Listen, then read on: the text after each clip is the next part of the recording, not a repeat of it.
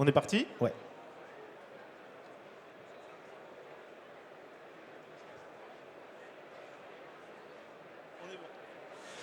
Bonjour à toutes, bonjour à tous. Bienvenue à cette conférence donc, sur le sujet de l'IA, avec un titre qui est un peu vague, mais on va essayer de rentrer progressivement dans le sujet, notamment en lien avec le secteur qui nous intéresse ici, qui est l'hôtellerie-restauration. Pour commencer, je vais laisser chacun des intervenants se présenter très rapidement. Gilles, tu commences? Ouais. Bonjour, je suis Gilles Maillet et je suis Business Director chez Meta. Bonjour, Véronique Sigel, présidente nationale de l'hôtellerie à l'UMI, qui est la première fédération professionnelle patronale des hôtels, cafés, restaurants, débitants de boissons, et hôtelière en réalité, puisque ce n'est qu'une partie de mon occupation. Je suis également hôtelière à part entière sur 2 établissements en Alsace. Bonjour, donc Séverine.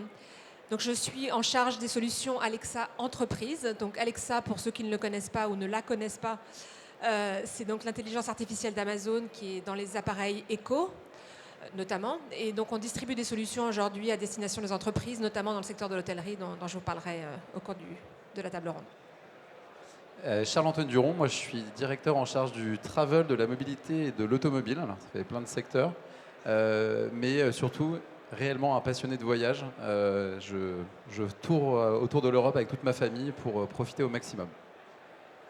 Et donc moi je suis Nelson Burton, je suis le fondateur de Cœur des Villes, qui est une entreprise de médias dédiée au commerce de proximité et particulièrement au café, hôtel, restaurant. On édite 5 médias dans l'univers, notamment un média qui s'appelle Au cœur du CHR. Et donc, avant de commencer, comme vous le voyez, on a la chance d'avoir une représentante du plus grand syndicat d'hôtellerie-restauration en France et 3 représentants des, on va dire, 3 sur 4 plus grandes entreprises qui travaillent sur l'IA aujourd'hui. Donc ça devrait faire quelque chose d'intéressant. Avant de leur donner la parole, juste un tout petit rappel, démarrage sur qu'est-ce qui se passe autour de l'IA en ce moment. Je pense que tout le monde en a entendu parler. Voilà, l'IA est aujourd'hui perçue comme le facteur clé de la nouvelle révolution industrielle, de la 4e révolution industrielle. On en entend parler partout. Et on en entend parler partout. Pourquoi ? Tout simplement parce que les gens s'y intéressent de plus en plus. Alors, cette petite courbe-là, c'est peut-être un peu obscur pour certains. C'est une évolution de recherche, donc c'est tiré de Google Trends.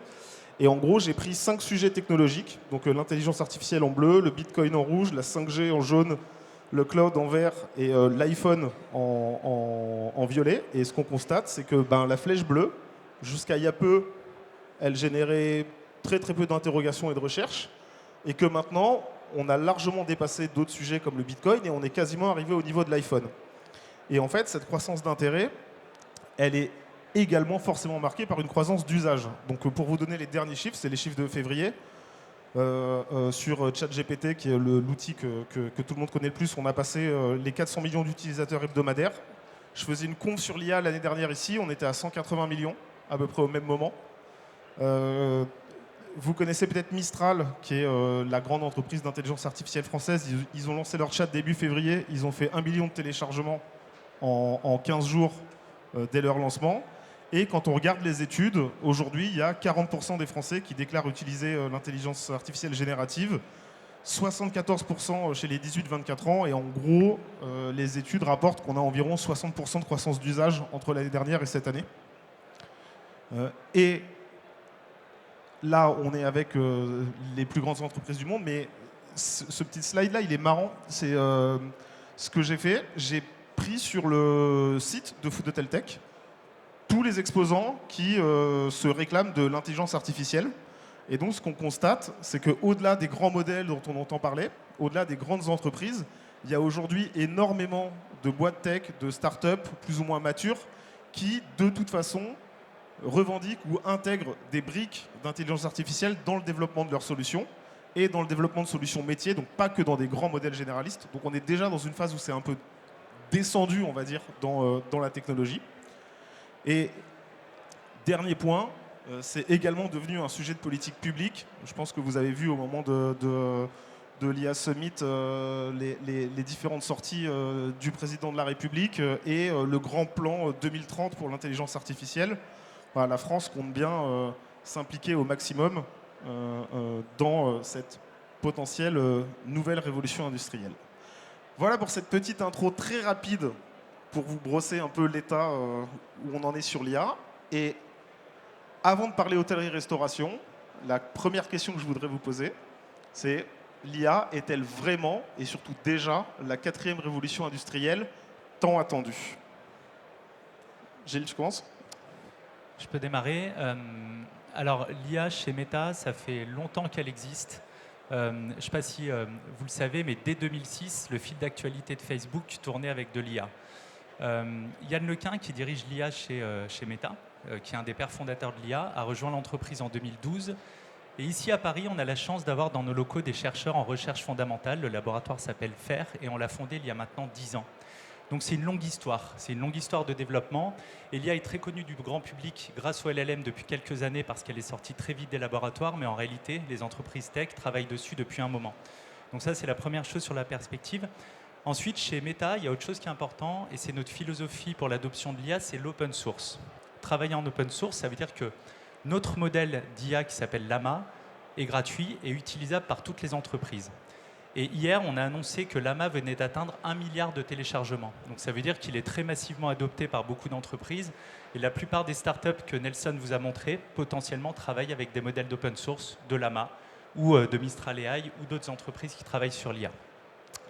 Enfin, l'autre chose qui est importante pour tous les business, et ça on aura l'opportunité de le creuser, c'est que des plateformes comme Facebook et Instagram notamment, qui sont extrêmement importantes pour communiquer aujourd'hui pour les hôteliers et les restaurateurs, l'IA permet des choses incroyables, d'avoir simplifié la mise en place de campagnes, de personnaliser du contenu, d'améliorer ses performances.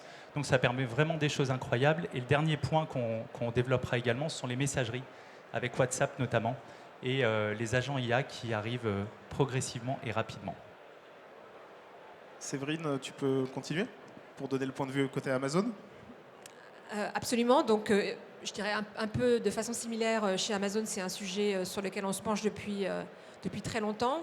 Alexa, pour ceux qui ne le savent pas, a 10 ans, donc et a été bien sûr bâti avec des modèles, on va dire des modèles assez avancés déjà d'intelligence artificielle.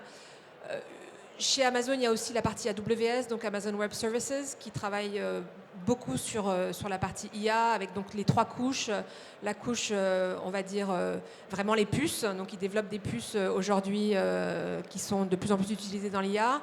Ensuite, toute la partie serveur et pouvoir héberger des modèles comme ceux de Meta et de plein d'autres, Mistral et autres. Et puis après, la partie vraiment application comme Alexa, qui est ce dont je vais vous parler peut-être un peu plus en détail dans la partie hôtellerie-restauration.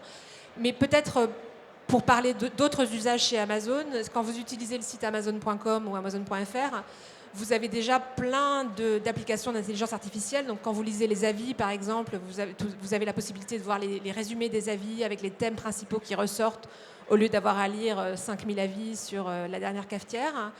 Vous avez aussi la possibilité de voir des fiches produits qui sont souvent générées aussi grâce à l'intelligence artificielle. Donc, vous téléchargez une photo de votre cafetière et ça va vous créer des images lifestyle, par exemple, avec la cafetière dans la cuisine, sur la table, etc. Et puis, vous avez aussi un assistant d'achat qui a été lancé, qui s'appelle Rufus, à qui vous pouvez demander, ben voilà, j'ai besoin de faire un cadeau pour ma nièce de 12 ans, elle aime bien les activités manuelles, qu'est-ce que vous me recommandez? Donc, aujourd'hui, l'IA est vraiment très présente chez Amazon et pas seulement chez Alexa. Charlie, côté Google? Alors, déjà, j'ai beaucoup aimé les Google Trends parce que j'avais jamais fait l'exercice et c'est assez amusant. Mais moi, je vais rembobiner parce qu'en fait, je pense qu'il y a et je vais citer Molière, je pense qu'on fait tous de l'IA sans le savoir. Je vais vous demander qui a utilisé Google Maps pour venir potentiellement ou n'importe quel logiciel de cartographie pour venir ici. Voilà, bah, tous ces gens-là, sans le savoir, ils ont utilisé de l'IA. Alors, est-ce que c'est de l'IA analytique? Est-ce que c'est de l'IA prédictive? Ça dépend de la façon dont on l'a utilisé. Mais globalement, l'IA, on en fait depuis hyper longtemps sans le savoir. On appelait ça IA, on appelait ça machine learning. Je pense que la grande révolution, pour faire référence à ta question, c'est effectivement l'IA générative. Et chez Google, comme chez Meta ou Amazon, on travaille depuis assez longtemps. Moi, j'aime bien la blague. Notre premier modèle, c'était Transformers. Transformers, c'est le T de ChatGPT, qui était un modèle open source sur lequel ils peuvent s'appuyer. La réalité chez Google, c'est que c'est une priorité absolue. On a nos modèles extrêmement avancés, type Gemini. Un peu comme Meta, on croit énormément aux modèles open source. Et donc, on a un modèle open source qui s'appelle Gemma, qui a un peu défrayé l'actualité la semaine dernière. Pourquoi? Parce que, un, il est très performant, mais deux, il est très performant avec peu de consommation de GPU, ce qui veut dire que c'est un modèle qui pourra être onboardé directement sur un mobile. Donc c'est une révolution qui est aussi en train d'avancer là-dessus, c'est la capacité à avoir des modèles qui ne sont pas trop consommateurs et qui du coup peuvent être utilisés sur des petites structures ou des petits devices. Alors chez Google, on y croit tellement qu'on l'a intégré, et en fait, on croit tellement au Generative AI, mais à l'utilité pour le consommateur, qu'on l'intègre au quotidien dans nos produits. Le moteur de recherche que vous connaissez est en train d'évoluer de manière drastique. On a, alors ce qui n'est pas encore disponible en France, mais va l'être incessamment sous peu, une logique de IA conversationnelle qu'on appelle AI Overview. Et AI Overview, en fait, c'est simplement de se dire, vous me faites une requête hyper simple de « je veux un vol pour Berlin », je vais vous faire une réponse hyper simple avec le moteur de recherche classique. En revanche, je voudrais un vol pour Berlin avec mes 3 enfants et en même temps, je voudrais pouvoir savoir dans quel hôtel je vais booker 2 chambres qui sont mitoyennes. Là, ça devient une requête un peu plus compliquée, qu'on qualifiera de prompt. Et du coup, c'est AI Overview qui va pouvoir commencer à vous répondre. Donc, on est dans une autre logique. L'autre révolution qui a eu lieu sur le moteur de recherche, et on ne touche pas souvent à notre moteur de recherche, mais c'est ce qu'on a appelé AI Mode. AI Mode, en fait, c'est que jusqu'à maintenant, quand vous vouliez utiliser l'AI génératif de Google, il fallait télécharger l'app sur votre mobile et lui poser des questions via l'app. La réalité, c'est que maintenant, il y a un onglet qui s'appelle AI Mode. Alors pareil, il va arriver en France incessamment sous peu, juste parce qu'on doit cleaner 2-3 sujets réglementaires, mais ça va être un onglet qui vous permet en fait d'avoir un seul endroit où vous avez une question simple, vous prenez le moteur de recherche, vous avez un prompt, une question compliquée, vous passez sur AI Mode. Donc ça, c'est hyper clé pour nous. Mais ça, à la limite, je vais vous dire, c'est notre sauce à nous. La réalité, c'est qu'en fait, le bénéfice pour nous et la révolution, elle est dans la façon dont tous les partenaires avec lesquels on travaille vont se l'approprier. Alors, j'ai beaucoup aimé aussi ta charte sur le fait qu'il y avait énormément d'acteurs qui étaient dessus. Et aujourd'hui, effectivement, cette AI, et Generative AI plus spécifiquement, elle est clé. C'est-à-dire qu'on a des avancées notables, par exemple, avec des acteurs comme Lufthansa, où on va faire de la maintenance prédictive, on va faire du dispatch d'avion, du dispatch d'équipage, basé sur des modèles AI, pour pouvoir en fait favoriser les opérations et éviter les trous dans la raquette. Donc ça, c'est des choses qu'on fait déjà. Gilles le soulevait sur le marketing, il y a des enjeux énormes, c'est-à-dire que dans le travel, et on y reviendra, on est de plus en plus sur des sujets visuels et vidéo. Et du coup, on n'a pas tous les moyens de créer des visuels du jour au lendemain. Et du coup, en fait, l'AI aujourd'hui va aussi être un moyen de optimiser vos opérations pour pouvoir créer des visuels pour le marketing ou pour d'autres raisons qui vont vous permettre en fait de le faire à moindre coût, en moindre temps. Donc voilà, il y a plein d'applications. Après, on pourrait rentrer sur les applications marketing, mais je pense que Gilles les a déjà couvertes. Bon, après ce premier point de vue général, Véronique, je voudrais de votre avis sur déjà, aujourd'hui, en tant que représentante de Lumi Hôtellerie, les premières remontées que vous avez du terrain, que vous avez auprès de vos adhérents sur l'utilisation de l'IA générative, sur l'utilisation de l'IA de manière plus générale, est-ce qu'il y a déjà des attentes, des usages auprès de vos adhérents et de vos collègues hôteliers? Alors oui, il y a déjà de nombreux cas d'usage. D'abord, je voudrais revenir sur Pour l'instant, on est très peu nombreux à utiliser l'IA, ou en tout cas de façon un petit peu construite dans nos métiers. C'est le cas d'ailleurs dans beaucoup d'entreprises.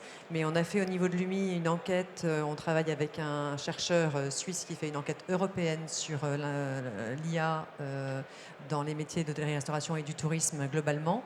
Et sur l'hôtellerie française, notre enquête a montré que 63% des hôteliers n'utilisaient pas du tout l'IA. Et parmi eux, seuls 19% pensent l'utiliser très prochainement, dans l'année à venir. Ce qui veut dire qu'il y en a quand même 44% qui n'utilisent pas du tout et qui ne s'y intéressent pas encore. Le bon côté, c'est quand même qu'on en a une partie qui l'utilise bien, et dont 20% depuis moins d'un an. Donc c'est vraiment quelque chose qui est émergent sur différents types de produits. On a naturellement tout ce qui est réponse aux commentaires clients. Alors moi qui suis une grande paresseuse, je peux vous dire que c'est une vraie plus-value de pouvoir aujourd'hui répondre aux commentaires clients grâce à l'IA, parce qu'on gagne beaucoup de temps et surtout beaucoup d'énergie, et on limite parfois les irritants. Parce qu'il y a certains commentaires qui sont compliqués à répondre, et honnêtement, quand on fait ça le matin en arrivant à l'hôtel, c'est le premier truc qu'on fait, on regarde ses commentaires, on a un commentaire un peu punchy, et ben ça commence assez mal la journée, et quand l'IA le fait, on se détache un petit peu du truc, et c'est assez sympa. Donc ça, c'est un cas d'usage qui est assez répandu et qui fonctionne bien. Autre cas d'usage, on utilise l'IA en termes prédictifs sur la politique tarifaire et la stratégie tarifaire. Là-dessus aussi, il y a beaucoup d'applications. Il y en a plein de salons, donc vous pouvez aller chercher des fournisseurs qui vont bien là-dessus. C'est un cas d'usage très fréquent. On en a un autre que j'ai testé personnellement sur l'organisation d'animation, parce que j'étais en mal de créativité. Et l'IA est beaucoup plus créative que moi, donc sur comment organiser une animation sur une thématique précise, et vous avez votre IA qui va vous dire, bah voilà, tu peux faire une animation sur la journée de je sais pas quoi, de la rose, je sais pas quoi, et il va aller m'organiser le cocktail qui va bien, me générer un buffet type sur lequel je peux aller effectivement proposer une prestation F&B, une animation musicale, pourquoi pas. Enfin, il y a plein de choses où on peut s'appuyer sur l'IA pour animer les espaces. Ça marche très très bien aussi. Donc j'allais dire, pour l'instant, les premiers cas d'usage, brut de décoffrage. Et du coup, côté tech, des idées d'applicatifs déjà testés, déjà en cours, ou en tout cas des perspectives? Séverine? Ouais, alors je peux intervenir. Donc, je vais vous expliquer donc Alexa for Hospitality. Donc, c'est une solution qu'on a lancée il n'y a pas très longtemps, d'abord aux États-Unis et puis maintenant en Europe, qui est en fait une solution de concierge digital dans chaque chambre. Donc, Alexa, comme je vous le disais auparavant, c'est l'intelligence artificielle d'Amazon qui est donc intégrée dans les appareils Echo. Et donc, ce qu'on met dans les chambres d'hôtel, c'est un Echo Show. Donc, c'est des appareils Echo avec un écran. Donc, il y a plusieurs tailles. L'écran 5 pouces, 8 pouces, 15 pouces, avec donc une enceinte incorporée, donc qui permet de parler à Alexa et qu'elle vous réponde, mais ça permet aussi de jouer de la musique, etc. Ça permet aussi de faire un réveil. Ça peut être un appareil de communication pour appeler de chambre en chambre, Alexa. Ça permet aussi de contrôler la domotique, si l'hôtel a de la domotique, et puis ça permet d'afficher des informations sur l'écran. Donc c'est un appareil qui est assez utile de ce point de vue-là. Et donc les usages, les cas d'usage, pour reprendre le terme de Véronique, qui sont mis en avant, donc c'est à la fois des informations et la possibilité d'obtenir des informations d'Alexa. Ça va être des informations générales, donc des informations par exemple sur la destination, la météo, voir les news, mais aussi des informations spécifiques sur l'hôtel qui vont être en fait intégrées dans la solution il y a plusieurs façons de le faire.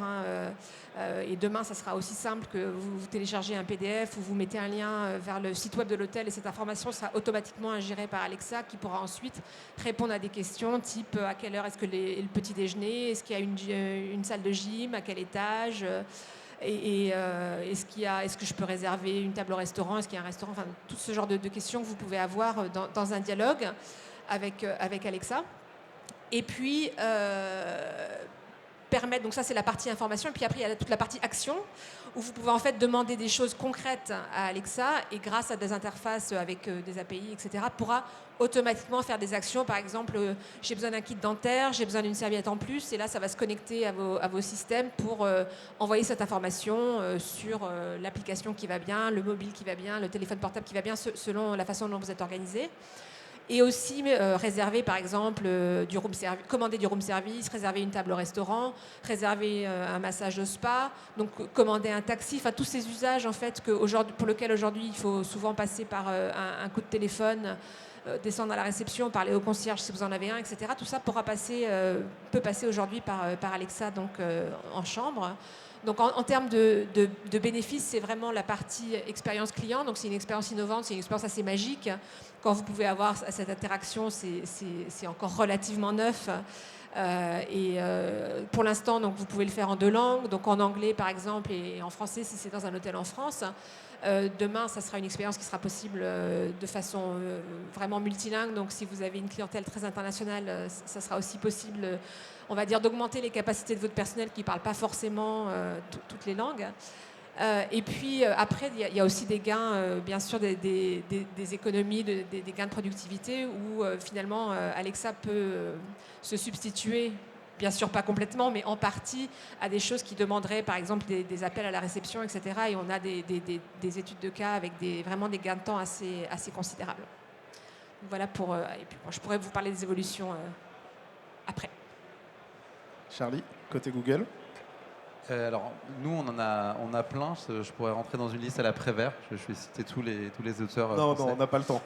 Mais pour faire court, je pense qu'en fait, il faut avoir une réflexion plus élevée sur où l'utiliser. C'est-à-dire que, globalement, vous allez identifier les sujets painful, où vous avez un énorme turnover de vos ressources, là où vous avez de la data sur laquelle vous pouvez vous appuyer.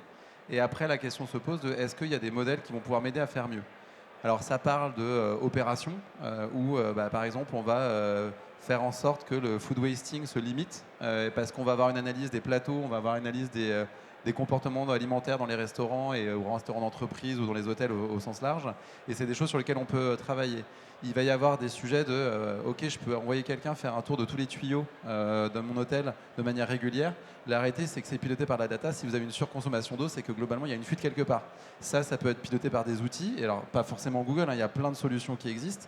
Mais je pense que voilà, retenez que le point principal, on va dire côté opération, hôtellerie, c'est de se dire, est-ce que j'ai de la data sur un sujet ? Est-ce que j'ai un personnel sur lequel je me dis, je ne l'utilise pas à bon escient ? Et dans ce cas-là, la réflexion de se dire, je vais chercher un modèle, je vais chercher un partenaire qui va pouvoir m'aider à trouver une solution pour optimiser cette partie-là et reprendre la personne que j'utilise et la remettre sur un job avec une meilleure valeur ajoutée. Donc ça, c'est la partie opération et on a plein de cas. Enfin, tu citais tous les enjeux on ne va pas envoyer les gens faire des formations pour parler 14 langues parce qu'ils sont dans un hôtel. Il y a un moment, aujourd'hui, on a des solutions avec Google Translate ou les solutions Google Cloud qui sont très avancées là-dessus. On peut avoir de l'hyper-personnalisation sur le site internet, on peut avoir de l'hyper-personnalisation même au téléphone, on peut avoir de l'hyper-personnalisation et de la traduction en direct au comptoir de réception directement. Donc il y a énormément de solutions. Après, on pourrait parler des sujets marketing et de l'expérience utilisateur. Si je rentre là-dedans, il faut quand même se dire que l'expérience utilisateur pour booker un voyage, ça devient de plus en plus l'enfer. Il faut 303 minutes pour booker un voyage. C'est-à-dire que c'est quasiment plus de temps que pour acheter une voiture, qui est quand même un achat relativement complexe. Du coup, on a aussi une importance d'offrir une expérience utilisateur la plus souple et la plus simple possible. Et du coup, c'est là où on va voir émerger effectivement des acteurs avec des agents qui vont être capables de compiler les informations, de dire en fait, je vais aller chercher mon vol par-ci, je vais aller chercher mon hôtel par-là, je vais me dire tiens, les things to do, qu'est-ce que je vais aller faire quand je vais arriver dans une ville, et je vais pouvoir construire cette offre de manière consolidée avec un agent travel. Et je pense que le game changer pour moi, ça va être là. Alors, on n'y est pas, je suis d'accord, et il y a encore une adoption qui va venir. Donc je pense que pour l'instant, il y a un sujet d'opération, il y a un sujet d'expérience utilisateur et client dans les hôtels. Mais à terme, c'est quelque chose sur lequel on va aller et qui commence à se développer et qui, pour moi, va être le vrai pivot pour notre secteur. Gilles ? Je vais être pragmatique et rapide. Pragmatique parce qu'en fait, aujourd'hui, la clé pour un business dans l'hôtellerie ou la restauration, c'est d'être découvert. Et aujourd'hui, les principaux moteurs où les gens découvrent votre entreprise sont les médias sociaux. Principalement Instagram, c'est même dans le vocabulaire, on dit qu'un lieu devient Instagrammable. Donc aujourd'hui, pour être découvert par les 4 milliards d'utilisateurs de Meta, les outils marketing sont automatisés par de l'IA, ils vont toucher les bonnes audiences, ils travaillent sur des objectifs, ils automatisent vos créas et vous n'avez plus besoin d'une armée pour mettre en place vos campagnes. Et rien qu'avec ça, vous avez à minima 30% pour l'hôtellerie-restauration de gains, de retour sur investissement et ça peut même être plus. Donc ça, c'est la première chose et le premier usage qui s'est massifié très rapidement. Le deuxième qui est hyper important, ce sont les messageries. Si vous voyagez beaucoup, vous voyez qu'il y a des pays comme l'Inde, le Brésil, tout se fait sur WhatsApp. Vous n'avez pas WhatsApp, vous n'avez pas de business. C'est la porte d'entrée pour que vos utilisateurs interagissent avec vous. Et même en France, on a 50 millions d'utilisateurs de WhatsApp. Je pense que vous l'utilisez tous, tous les jours. Et la moitié d'entre vous parlez à une entreprise chaque semaine. C'est énorme. C'est énorme. Et un cas qui réconcilie tout ça, je peux vous prendre l'exemple de la SNCF pendant les JO. Gare du Nord, ils avaient une borne qui orientait les voyageurs sur les sites olympiques, donnait des conseils, etc. Cette borne, elle tournait grâce à Llama, le modèle open source de Meta. Et pour la rendre accessible à tous, ils l'avaient également déployée sur WhatsApp. Et aujourd'hui, vous le voyez, sur Air France, vous pouvez suivre vos voyages sur WhatsApp. SNCF fait la même chose. Quasiment toutes les grandes boîtes du travel le déploient. Donc la messagerie, c'est quelque chose de clé. Et le dernier point, les clients qui viennent chez vous utilisent de plus en plus les assistants en IA. Si je prends l'exemple de Meta AI, aujourd'hui, on a développé des lunettes avec Ray-Ban, les Ray-Ban Meta, qui embarquent Meta AI. Et quelqu'un qui vient dans votre restaurant qui ne comprend pas le menu, parce qu'il est dans une langue étrangère, peut demander à Meta de le traduire, et les lunettes vous lisent le menu. Donc dans les commodities et la façon aussi d'adresser les utilisateurs, il y a des choses avec l'IA qui sont déjà faites, qui sont absolument incroyables. Et ce que disait Charlie et à peu près tout le monde, à quel point c'est important que l'expérience des voyageurs soit rendue la plus fluide possible et soit améliorée. Et pour ça, l'IA, c'est un outil absolument extraordinaire. Si on se projette un peu dans les prochaines années,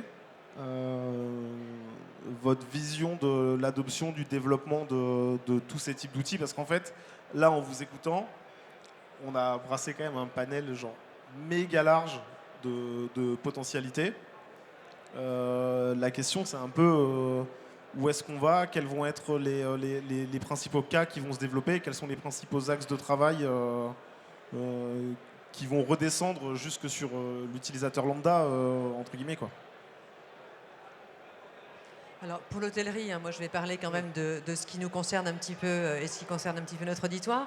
Je crois que dans l'hôtellerie, il faut garder à l'esprit que notre vocation, c'est l'hospitalité, c'est le service client. Ça passera toujours par de l'humain. L'IA, c'est un moyen qui va nous permettre de le faire mieux, de le faire différemment. Si tant est qu'on traite bien la data, on aura effectivement suffisamment d'informations sur le client pour pouvoir affiner son parcours client et du coup avoir une meilleure satisfaction client. Mais ça nécessite effectivement de la formation de nos équipes, un suivi de la data et une compréhension de la chose et surtout pas une substitution de l'IA, de l'homme par l'IA.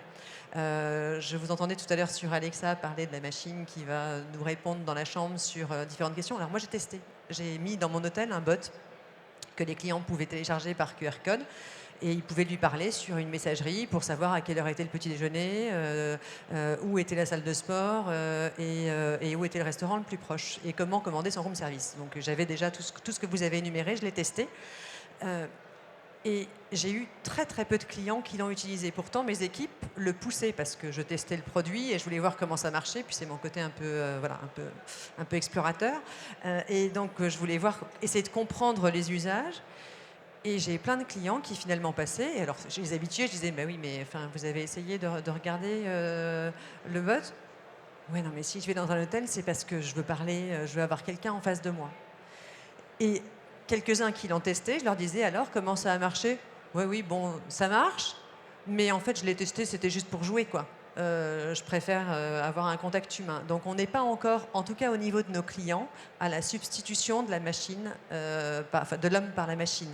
Et je crois que c'est important, surtout dans nos métiers, que l'on sache garder cette plus-value parce que c'est ce que viennent chercher nos clients.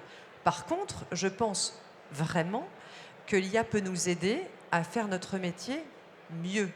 Il peut nous aider à répondre à des demandes beaucoup plus précisément que ce qu'on faisait jusque-là, si tant est que l'on sache organiser nos données clients d'un côté et organiser nos données, j'allais dire, locales de l'autre côté. Et c'est grâce à ces deux données qu'on pourra compiler par l'IA qu'on va réussir à apporter une réponse pertinente à nos clients.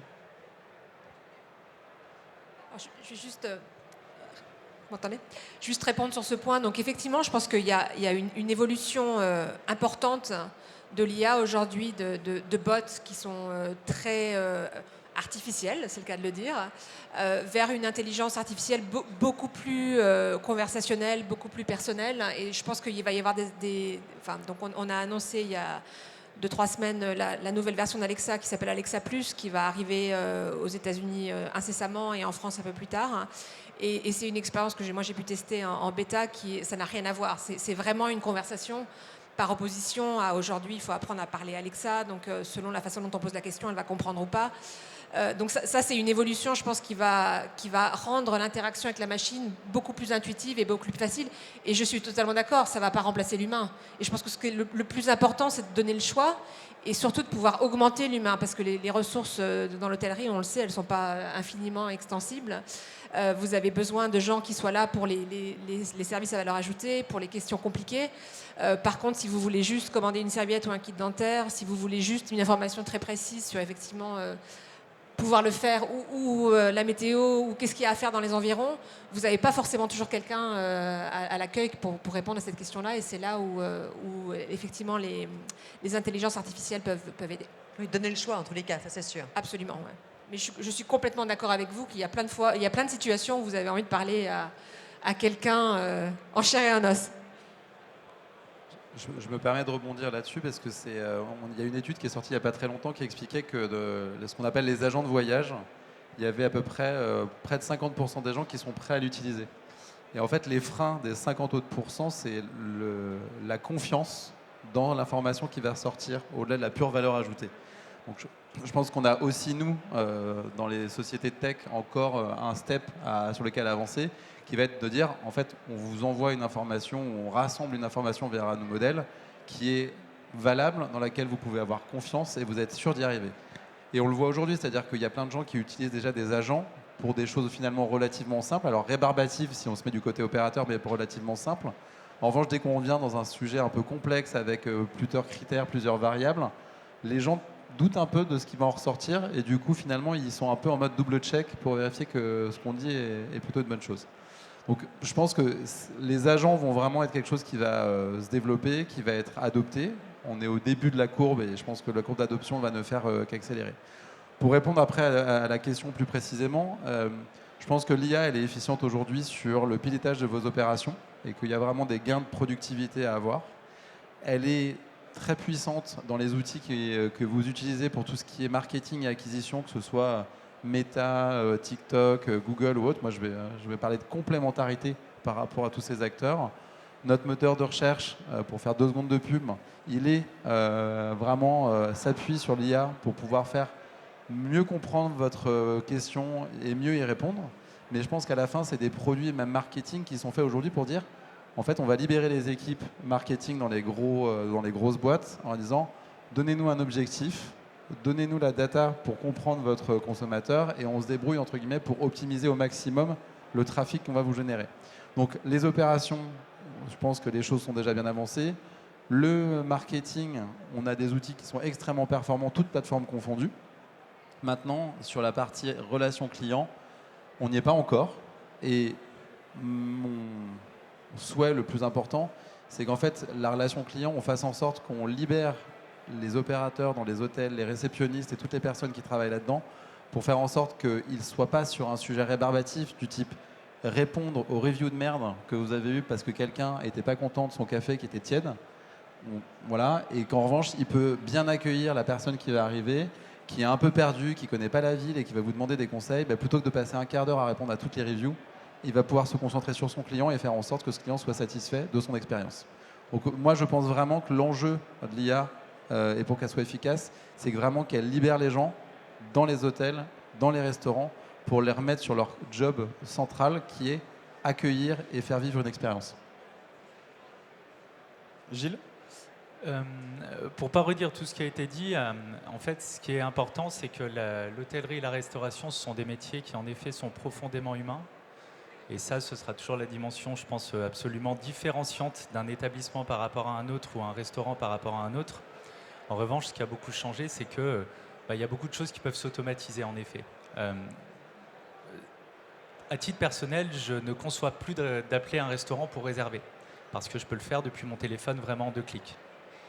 Et je pense qu'aussi un restaurant ne conçoit plus d'avoir des gens qui perdent plusieurs heures par jour à répondre au téléphone pour prendre des réservations, et souvent les clients ne se présentent pas.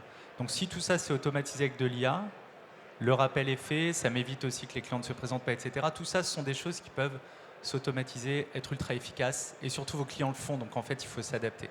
Et le deuxième aspect qu'on a entendu qui est absolument fondamental, c'est qu'on le voit à l'adoption et la transformation dans le secteur. Le frein aujourd'hui à l'adoption, c'est la formation finalement. Parce que chaque entreprise, elle est responsable d'une chose, c'est la formation des hommes et des femmes, et c'est d'avoir quelque chose de clair dans comment on l'adopte et comment on la met en œuvre, et que les gens soient formés à l'utiliser. Aujourd'hui, vous devez être formé à répondre par des messageries, parce que les gens utilisent ça. Vous devez être formé à utiliser quelques outils d'IA, parce que vos clients eux-mêmes l'utilisent.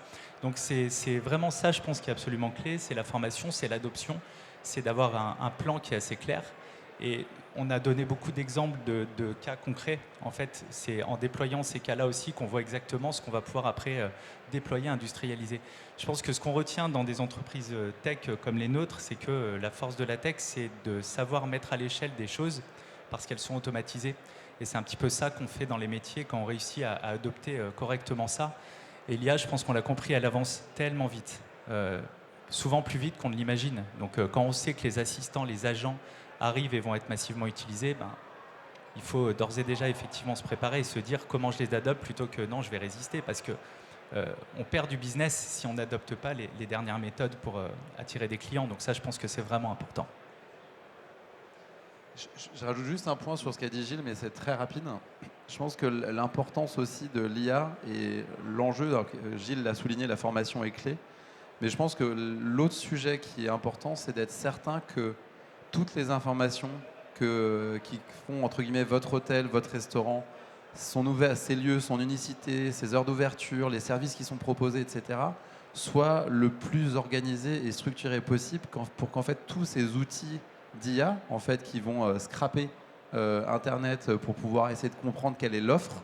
En fait, si cette information-là, vous ne l'avez pas mis clairement sur Internet, vous n'émergerez pas auprès des agents comme aujourd'hui, vous n'émergez pas forcément sur les moteurs de recherche.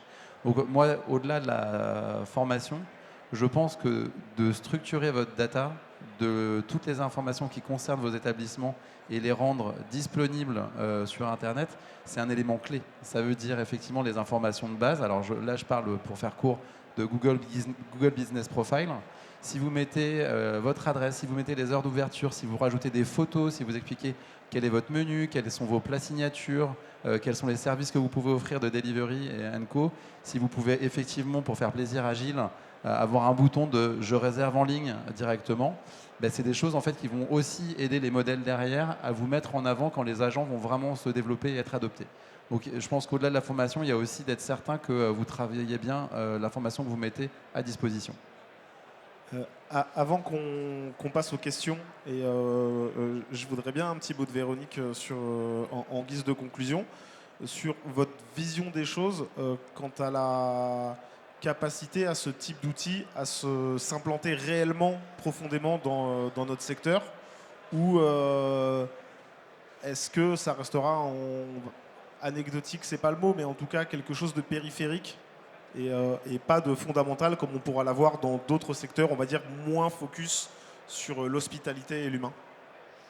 Non, alors je pense qu'au contraire, ça va être adopté. Alors, on l'a vu avec les stats tout à l'heure, pas forcément tout de suite, mais dans les 5 ans à venir, je pense que ce sera majoritairement adopté.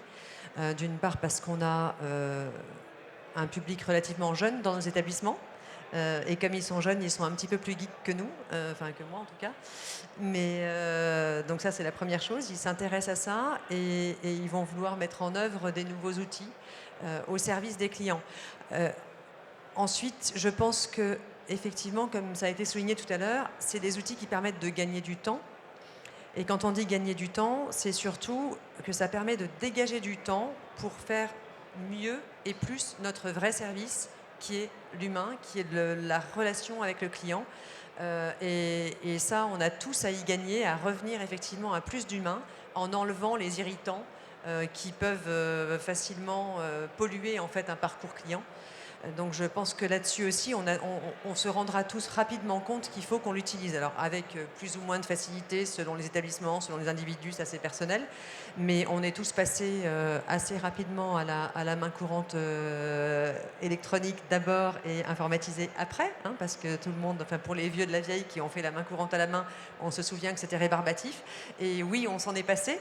Donc je pense que là aussi, c'est une nouvelle révolution, mais ça viendra, je pense, dans les 5 ans maximum, dans la majorité des établissements, à différentes échelles et pour différents usages, en fonction de l'emplacement, en fonction des individus qu'ils mettront en place, parce que c'est toujours de l'humain qui est derrière, et en fonction de la façon dont on saura embarquer les hommes et les femmes de nos équipes dans ces nouvelles technologies. Merci beaucoup. Est-ce que vous avez des questions ?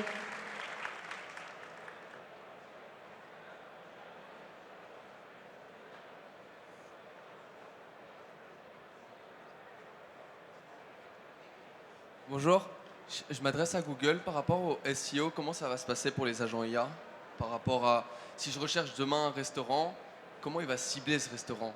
Donc comment je vais devoir améliorer mon référencement?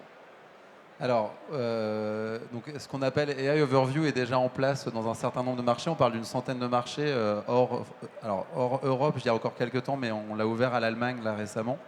En fait, pour faire court, ça ne change rien. Pour la simple et bonne raison, c'est qu'en fait aujourd'hui les requêtes qu'on voit sur AI Overview, c'est que de l'incrémental par rapport à ce qu'on a habituellement sur notre moteur de recherche. Le deuxième point, c'est pourquoi on a mis du temps à sortir ce modèle et à l'intégrer à notre moteur de recherche. C'est que justement il fallait qu'on trouve le bon équilibre entre organique et payant. Et la réalité, c'est que ce n'était pas la partie organique qui était la plus compliquée, c'était plutôt la partie payante. Et alors, je pense que je n'apprends rien à personne en disant que Google n'est pas une boîte philanthropique. Du coup, c'était un modèle qui était quand même assez clé pour nous à trouver. Et donc, il y a eu tout un sujet de dire, en fait, oui, je peux vous donner de l'information, mais il faut quand même que j'arrive à générer du trafic vers les gens qui sont les sources de ces informations. Il faut que je génère en fait du trafic pour que les gens qui veulent booker un hôtel ou un restaurant aillent sur le site de l'hôtel ou en tout cas puissent avoir le bouton pour réserver le restaurant. Et du coup, aujourd'hui, l'équilibre, il est trouvé par AI Overview. Du coup, pour répondre plus précisément à votre question, ça ne change rien. On s'appuie entre guillemets sur la même façon, les mêmes bots pour construire l'information qui va être servie en SEO, enfin sur le moteur de recherche classique, en SEO ou en SIA, que dans AI Overview. Bonjour. Si je me place du point de vue consommateur, tourisme, restauration, hôtellerie, on est à combien de temps d'un assistant, agent je vais lui poser la question, réserve-moi un hôtel ou un restaurant demain soir à 20h pour 2 personnes. Il me sort les 2 hôtels parfaitement adaptés à mes préférences, parfaitement adaptés à mon chemin, à ma localisation, à mon prix, et j'ai plus qu'à cliquer sur le bouton des 2-3 choix parce que je veux avoir la décision finale. On est à combien d'années, moi, d'avoir ce type d'assistant? On va parler intelligence artificielle générale un petit peu pour conclure. À moi? Non, donc Alexa Plus qui a été annoncé, donc comme je le disais, il y a fin février. C'est exactement ça. Hein. C'est demain, vous parlez à Alexa, vous dites ben voilà, j'ai envie de partir en voyage, j'ai envie d'un endroit au soleil, on est 4, je voudrais aussi un restaurant chouette, je suis végétarienne, etc. Et demain, donc Alexa a fait des intégrations avec OpenTable, avec TripAdvisor, avec Fodors, etc. Et donc tout ça va pouvoir, alors là où les intégrations sont déjà complètes, ça pourra être fait vraiment de façon immédiate. Après, donc il y a la possibilité, comme on l'expliquait aussi, de, en fait, que l'agent aille faire comme si c'était vous sur Internet et en fait, d'où l'importance de l'organisation de l'information et aller réserver à votre place. Nous, on commence plutôt par les API parce qu'aujourd'hui, c'est quand même la façon dont fonctionne le web, c'est plus robuste. Mais ça, c'est quelque chose qu'on pourra faire très rapidement sur Alexa Plus aux États-Unis. Et donc, ça viendra en France incessamment, probablement l'année prochaine. Il n'y a aucune date qui a été encore annoncée, mais assez rapidement. Je me permets juste de rebondir là-dessus. En fait, ça dépend de ce qu'on appelle un agent. C'est-à-dire qu'aujourd'hui, j'ai fait l'exercice. Je veux partir avec ma femme et mes 3 enfants en Grèce, en commençant par aller à Kea et après aller faire un petit tour de la péninsule. Je leur ai dit, je fais quoi en une semaine après Kea? et m'a sorti mon plan en me disant il y a 2 heures de route, là ce sera bien, faites une pause pour vos enfants, blablabla et compagnie, parce qu'il fera chaud au mois d'août. Ce qui me fait peut-être remettre en cause le voyage, mais bon, ça c'est Joker. La réalité, c'est que l'agent qui va devenir vraiment intéressant, c'est celui sur lequel on va pouvoir brancher les tuyaux de booking. On a eu des discussions avec certains acteurs qui disent comment on branche les EDV, comment on branche les flux de booking. Et je pense que le vrai pivot va être là, c'est-à-dire le jour où ça ne va pas être juste une source d'information et après vous reprenez un petit bonhomme de chemin et vous faites l'ARESA pour accommodation, transport, restaurant & co. Et qui te dire, en fait, l'agent va vous proposer quelque chose et vous allez dire banco, book-moi tout pour moi et mes enfants. Alors, sur la première version de je vous donne les infos, on y est. Sur la version de on est capable de tout booker, je ne me prononcerai pas. À titre personnel, je pense que c'est mois ou année, mais parce que la techno est prête. Et comme on l'a dit, je pense qu'il faut aussi que les partenaires se branchent par les API ou autres. Et après, je pense qu'il y avait un sujet d'adoption et je vais revenir à mon point qui est il faut qu'ils aient de confiance dans l'outil. Bonjour, Thomas Meszkowski, directeur commercial pour Angel IA. Merci pour votre temps et pour cette conférence. Question concernant les agents et surtout en quoi les hôtels et les restaurateurs doivent se préparer sur la data, sur l'organisation de cette data pour être visible par les agents. Et c'est marrant que vous parliez de Booking, justement, pour pouvoir peut-être être, je ne dirais pas au même niveau que Booking, mais en tout cas être toujours visible. Pour moi aussi. En fait, c'est très simple. L'IA, et je vais vous prendre, je suis désolé pour l'anglicisme, mais c'est pas grave. En fait, l'IA, c'est hyper simple. C'est garbage in, garbage out. En fait, vous mettez pas la bonne data, ce qui va en ressortir, ce sera pas bon. Du coup, le discours est assez simple, c'est-à-dire que vous avez un hôtel et demain, vous voulez que l'agent puisse vous permettre de le faire booker via cet agent. En fait, il faut avoir un flux structuré par rapport à vos disponibilités. Il faut que vous ayez les informations et la capacité à faire du multi-booking, de la famille. Et après, il va y avoir aussi des sujets de tiens, je veux réserver un spa, je veux réserver machin. Du coup, en fait, le point est il y a la partie de base de donner des informations de base, il y a les visuels pour donner envie de l'expérience. Et après, il y a la question de structurer vos flux de data. Et là, honnêtement, et je parle sous le contrôle, je pense que ce n'est pas un métier d'hôtelier, c'est un métier de conseil pour les hôteliers. Oui, tout à fait. Oui, mais si je simplifie, aujourd'hui, il y a plein d'hôtels qui passent par des intégrateurs pour pouvoir être présents en ligne. En fait, la réalité, c'est qu'il va falloir passer par des agents. Alors, est-ce que ce sera peut-être Meta qui sortira le sien, Google qui sortira le sien, j'en sais rien. Toujours est-il qu'effectivement, un peu chacun son métier. Les hôteliers aujourd'hui passent par des intégrateurs pour pouvoir le faire, les restaurateurs par chef ou autre pour pouvoir réserver. En fait, il y a un moment, vous ne pouvez pas tout faire, vous avez un métier, et il faut le faire et s'appuyer sur les personnes qui peuvent le faire bien. Non, et deuxième point aussi là-dessus, et je pense que c'est important, n'oubliez pas les ventes en direct. Et ce sera super facile de développer votre propre agent. Ça peut être sur WhatsApp ou d'autres types de messagerie, mais demain, ce